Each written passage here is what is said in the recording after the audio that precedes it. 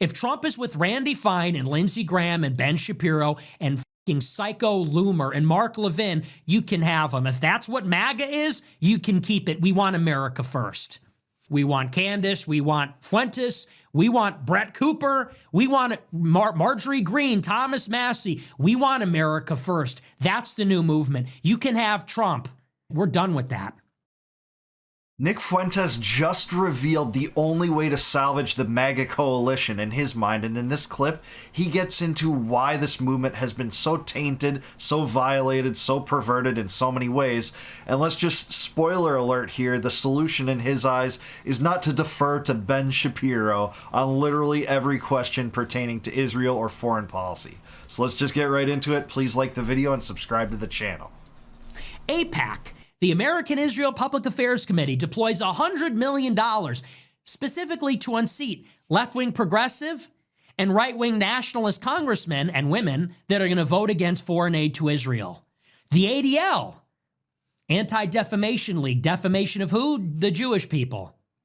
Led by Jonathan Greenblatt. He's got a line at every social platform. In some sense, he controls who has a platform and who doesn't. He leads the boycott against Ye, against Mel Gibson, against other companies. Are you starting to see this is how they operate? This is how they maintain control. They find the bottlenecks, they find the choke points in the elite institutions, and they focus their money, position, and resources to squash dissent, create chilling effects so that other people are afraid to step out of line, and this is how they drag a country to war. This is how they get a bankrupt country to promise to give them $4 billion a year for 20 years. That's how they do it. That's how they've always done it. And that's all these people like Josh Hammer and Shapiro and Levin and Loomer and the rest of them, that's all they care about. They don't want people to think these things. They don't want people to hear these things, say these things, organize on the basis of them. They don't want people that think these things in positions of power, because they know that the more that that happens, the less money Israel's going to get. Yeah, it's just the truth. He's right in so many ways. The Israel First mantra crosses left-right boundaries, left-right borders in some respects. He's right about them going after progressive leftists that were actually good on the Israel issue. One example that comes to mind is Cori Bush. She was unseated by AIPAC money. I think she was from Missouri, but now they're throwing $20 million into Massey's primary opponent, says Miriam Adelson, the obsessed Zionist warlord who gave Trump $100 million and, you know, the focal point of the Israel First creed in the United States. That is true. And it's not just the political system. As he said, this crosses into entertainment boundaries and media boundaries, with the Ellisons buying up Paramount and also TikTok along with Andreas and Horowitz. You know, many people tell me already that TikTok's already cracking down on the critical content toward Israel. What do you know? What a surprise. That's how they get into this. They've succeeded in turning large swaths of academia toward the pro-Zionist cause as well, carving out, you know, places where, you know, Zionists should reign supreme and cultivate a new following and new generations of Zionists to follow after them, because that's not happening organically. You know what is happening organically? People are turning against Israel. Younger and younger groups are. Demographically, that is the case. And Israel needs that money because they want to expand their borders. And they have a lot of enemies that they cannot fight by themselves. That's the grand irony. Shapiro says, if you can't afford to live in the city you're born in, well, live somewhere else. If Israel can't afford to fight its own wars, we have to send them $20 billion immediately. Really? And this is where people are getting pissed off, because that's bullshit. Americans are being told, if you can't afford groceries, if you can't afford your house, get a 50-year mortgage. I don't know, get a debt contract with the bank for half of a century. You can't afford to live in the city your ancestors are buried in. I don't know, go work on an oil rig or something. Oh, Israel can't afford to fight its millions of enemies that they created to make their country bigger? Oh, we'll send them the missiles they need, $20 billion immediately. Really? Yeah, that's bunk. That striking hypocrisy is becoming so evident and so clear for people to see.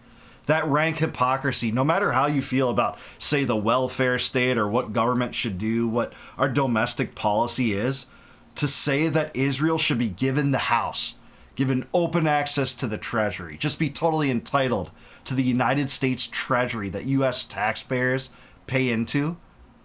But the second there's any problem on the home front, no, we're just going to roll out the red carpet for foreigners, this foreign regime, to fight all these enemies, as Nick said, that they generally created. They just did. And they bombed something like 7 of them since October 7th. That's not something a normal country does, by the way. Last time I checked, just bomb 7 of its neighbors after October 7th. You know, October 7th just justifies anything. They can kill, 5 billion people. They'll still be talking about human shields, and they were asking for it, and it's actually Hamas that's creating the genocide. That's what they'll say. It'll always be innocent Palestinians that are to blame, including the children they pull up for the rubble.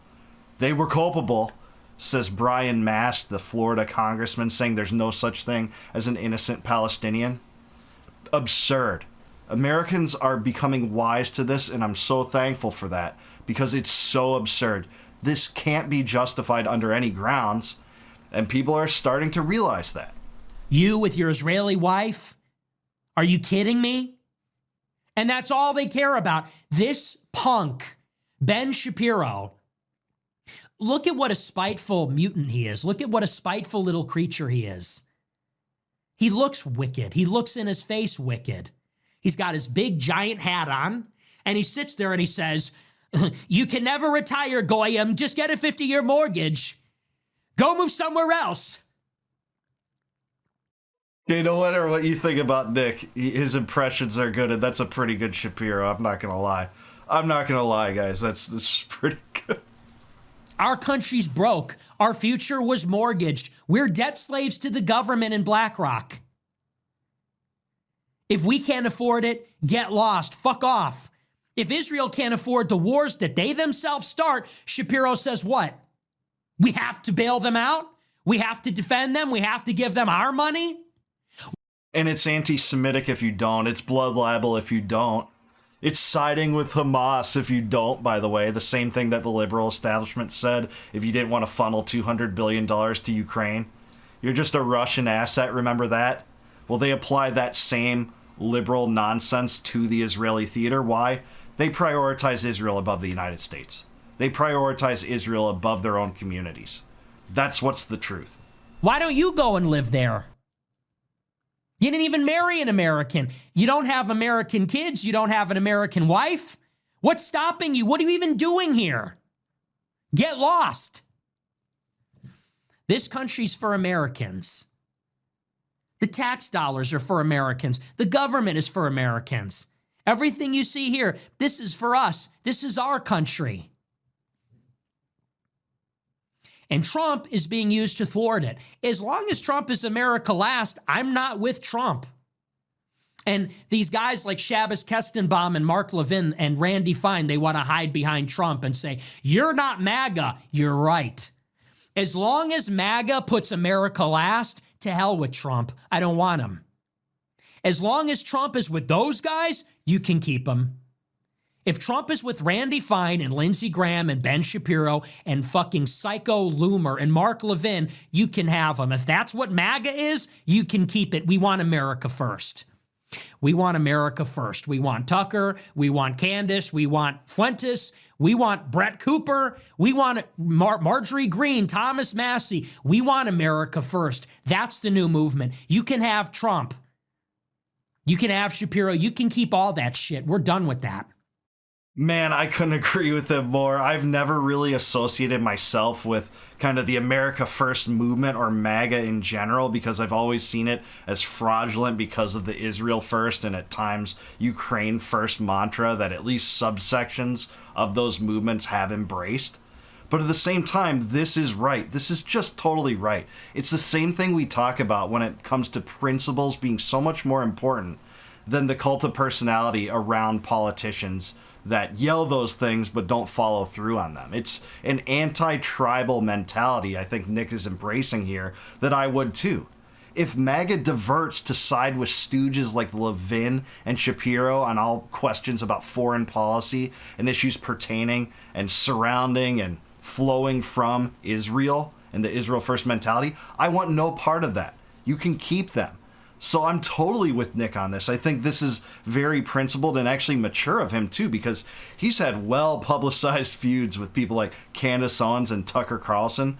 But he's saying that those people are representative of the type of MAGA that he subscribes to. I think that's really important and, very wise if you ask me. I'm totally on board with that. And for people that say good riddance, I say see you in the midterms. For all those people that would say, who needs you? We don't need you in MAGA. Yeah, well, good luck in the midterms. Good luck with your majority because we're out. You put America last. You want us to vote for a Republican Congress for what? So you could give our money to Israel? Fuck off. We won't show up. We won't be there in 26, and we'll be there in 28, but you're not going to like it. We are coming in Iowa. We are coming for you in Iowa. We are coming for you in New Hampshire, Nevada, South Carolina. Yeah, to the extent that I can say I won't put up with J.D. Vance being the front runner in the Republican Party. The Israel firster, J.D. Vance, with close connections to Palantir, utterly unacceptable, shows no signs of diverging in any way from this obsession with that foreign regime, conducting a genocide and bombing countries, dragging the U.S. into wars in their own name. Especially while Ben Shapiro's out here talking about how you don't deserve to live where your ancestors did or where you grew up in, but we should roll out the red carpet for Israel, give them as much money as they want, no conditions, unlimited aid. Yeah, it's not going to be acceptable, and it's not going to be acceptable if any Republican candidate does that to a large portion of that base, and I dare say that portion of the base that won't put up with that is growing more and more every day. That's what they don't want to see. We are in the universities. We are in the think tanks. We are in the congressional offices. We are in your fucking walls. And we will be there in every caucus, in early primary state. We will be there in the GOP primary. And if you think you're going to pull this next time, forget it. Trump says, I don't need your vote. Well, let's see how that goes for your buddy, J.D. Vance. Not going to go the way you think. You're not going to like it. So that's that. Yeah, what can I say? I'm almost totally with Nick on this, basically agreeing with, 90% or so of what he was saying there. This movement has exposed itself as a bunch of charlatans, at least half of it has. The ones that want to side with Levin and all the worst excesses of Trump's first administration, the Pompeos and John Boltons of the world, on the Israel question, starting new wars in Iran, flirting with Marco Rubio's pet favorite regime change operation in Venezuela right now. That could happen at any time, despite the fact that Trump openly said, Maduro promised us everything. Maduro said that, he'll give in to any demand we want not to have war, but we're still on a war footing. Pete Hegseth has to announce that. I'm sorry, no. And the Israel first mentality has to just be destroyed. And a lot of it is happening organically. People are just moving away from this, especially younger people. It's not, universal that it's just younger people doing that. But by and large, that's where that trend is. And it's just not the same as even when I was growing up. So much of the subsection of both the Democrats and Republicans were so beholden to Israel, and they still are. In the political class, they still are. You'll have activists that still are. But it's becoming more and more unpopular. Do I think it will become unpopular enough to make a huge difference in 2028? I hope, but I don't see that yet. I don't see AIPAC losing ground yet because they're so deeply entrenched with this Zionist billionaire class like the Bill Ackmans and Larry Ellisons and Miriam Adelsons of the world funding all these operations. But at the same time, they might not be able to keep up with the wave of public sentiment and sensibilities moving away from their cherished foreign regime under which they love and live for, even while living in the United States. And that's the truth. Nick said something interesting about infiltration, and I know it's a big theme of what he says about that the Groypers should, infiltrate the institutions, infiltrate the parties, infiltrate businesses, etc., and make their influence known in essentially all realms. It's an interesting part of his mentality that kind of transcends politics, but I think that's super important, and I think that's how a lot of the Marxist thought caught on in America, where Marxism isn't exactly popular in the United States, but Marxism got very influential in Hollywood and academia, and many of the institutions were captured outside of, left-right dichotomy, conservative, liberal, Democrat, Republican elections. It happened through kind of cultural changes that happened through infiltration that didn't involve the political process at all. And maybe that's something that could pay off on the right too. I don't always side with everyone on the right, especially when it comes to things like, the welfare state at times and other things where the right seems to have a nativist attitude toward that. I don't agree with that. Not all of the right, of course. Much of the right would eschew the welfare state as I would. But there's all sorts of considerations that I wouldn't want to have. This censorship regime that sometimes Fuentes has promoted against enemies of the right is something that I would find totally unacceptable. Everyone has due process rights and the right to life, liberty, and property, and if you take them away, that just becomes a precedent to be used against the right. We've seen that time and time again. We saw that after 9/11, certainly so. The deep state apparatus that was built up by Republicans was used against Republicans on January 9th and in Russiagate and in the Whitmer entrapment plot. That's what you get from those kind of policies. But at the same time, infiltration's, I think, a better strategy than just trying to vote the bums out at a federal level, try to rely on a new charismatic strongman that will do the right thing. It's not going to happen. It's more utopian than decentralization for sure. The idea that you're going to guarantee liberty by a strongman that will do what you want at a central level when you grow government more and more and more over time.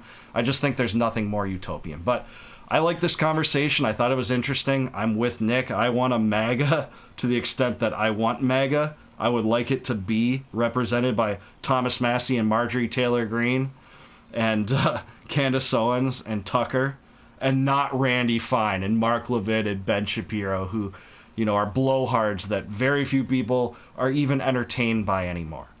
But what do you guys have to say? Let me know down below. Am I on something or am I on to something? Do you agree with Nick here? What kind of MAGA do you think will work? Can it be salvaged at this point? Let me know in the comments down below. Please like the video, subscribe to the channel. Also, if you like this video, please consider becoming a YouTube member. You can do that by clicking the join button down below. That will help me support the channel if you do that. And in return for doing that, I will give you access to each and every one of my members only videos. Those are the ones that you can see before they go live to the general public on YouTube. Also, if you want a free copy of my book, Compact of the Republic, click the link in the description below.